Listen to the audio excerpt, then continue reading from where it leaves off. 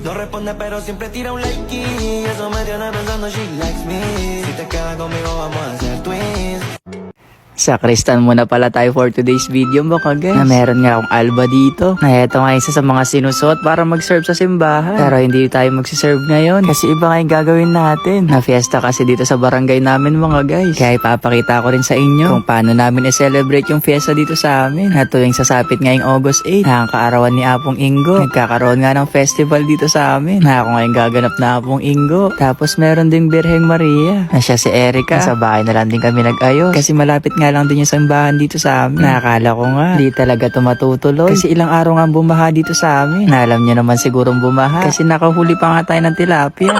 Pero bumaba din naman yung tubig mga guys. Kaya yung mga bata, nagkaroon pa rin naman ng oras para mag-practice ng sayaw. Na makalipas nga ng ilang minutong biyahe mga guys. Nakarating na din kami dito sa simbahan. May mga tao na din. At dahil may balbas nga si Apong Ingo mga guys, nilagyan na din nila ako dyan para mas magaya namin siya. Na siguro, kung medyo matagal na kayo nanonood sa vlog ko, alam nyo na yung ginagawa sa akin dito. Heto na kayong finish look.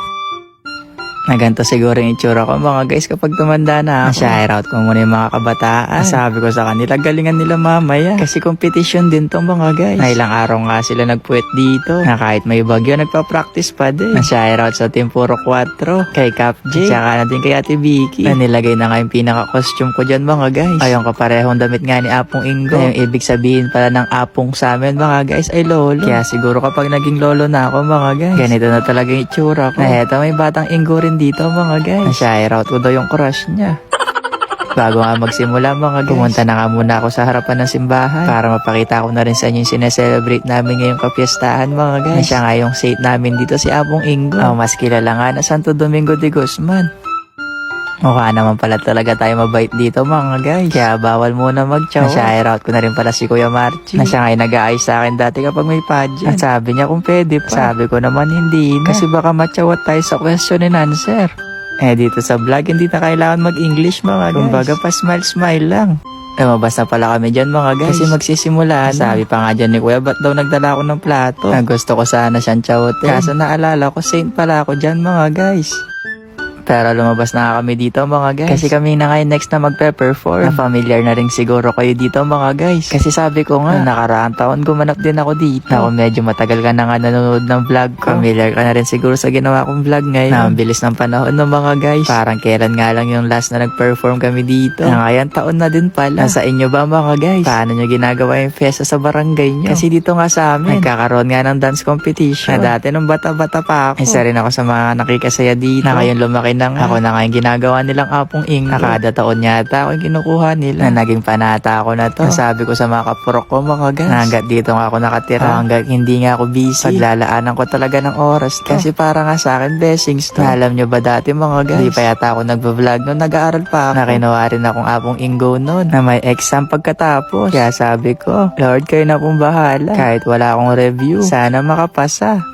Ayun mga guys, pumasa naman ako. Kasi nag-review naman yung katabi ko. Chot! Ay nag-review ako nun sa gym. Na eto na nga mga guys, patapos na yung performance namin. Nabawalis na nga ako dyan. Bigla nga nila akong tawagin dito. Kasi meron pa nga silang pa-question and answer. Buti na lang pala mga guys, nag-review pala talaga ako dito. Chot! Pagkatapos nga yun mga guys, nagpaalam na din ako. Kasi may sunod na rin na magpe-perform. Sayang nga lang, di ko na mapapanood. Kasi pagkatapos ko nga dito mga guys, diretso ako nito sa Manila. Kasi may trabaho pa tayo naghihintay doon. Kaya di na tayo makakasama sa parada. Happy Fiesta ulit mga guys. Mag-enjoy kayo. Basta ayun lang.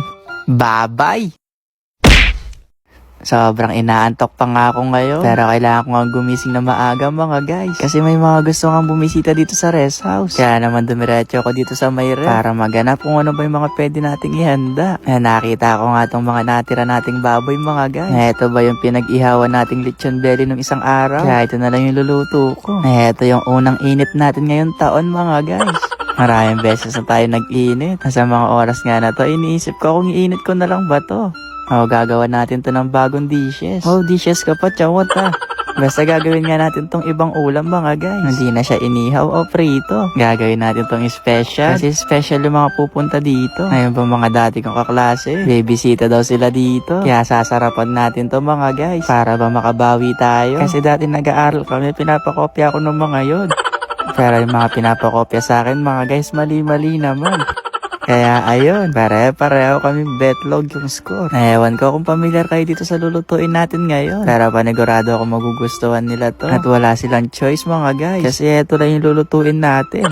Siguro sisige na iisip nyo dyan no. Nagkakamali kayo. Lechon paksiw yung lulutuin natin. Masarap nga to. Lalo na medyo fresh pa nga tong lechon belly natin. Nang isang araw pa lang naman to. Kaya pwedeng pa to mga guys.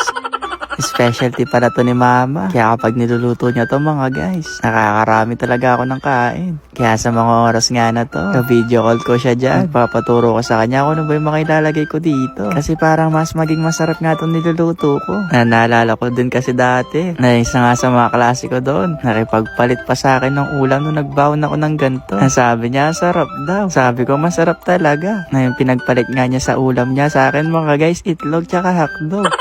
Kaya masasabi ko talaga masarap to. Chot! Nagdagdag pa nga ako ng sauce. Kasi para napasobra nga yung sabaw na nalagay natin. Na para mas maging malapot nga siyang tignan dyan. Naglagay din pala ako ng asukal. Para magkaroon siya ng konting tamis. Na ganyan lang siya kabilis lutuin mga guys. Napapakuluin nga lang natin to ng ilang minuto. Para mas mapalambot pa nga yung baboy. Na eto na yung finished product mga guys. Ang lechon paksiw ni Chawot.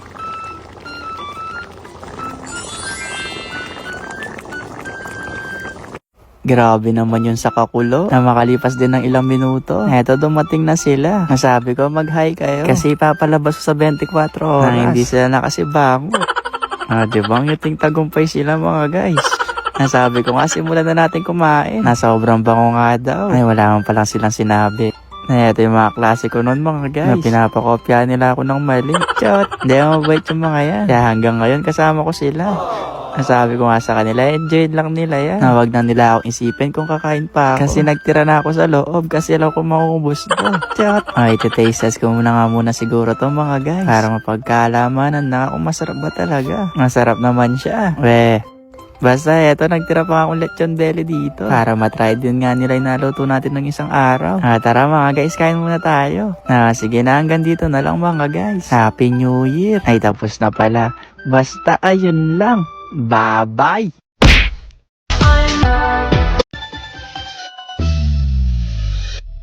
Tralalero, tralala, tutugtog sahur. Tralalero, tralala,